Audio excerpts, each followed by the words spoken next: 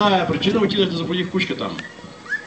Като извадихме щенците, като изкарахме щенците, станаха големи и аз се вземах от нея кучета едно. Стана куче професор.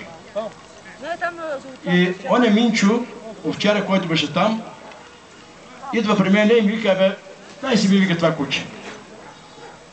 Даде ми две овце за това куче. Двете овце кичилисти, много хубави, черна и бяла овца.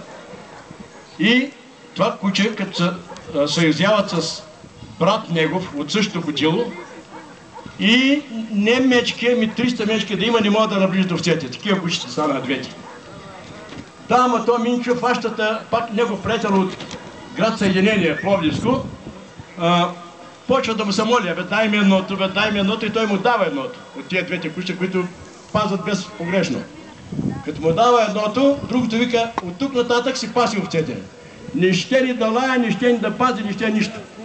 Така че трябва да разбираме, че кучетата не са по-загубени от нас.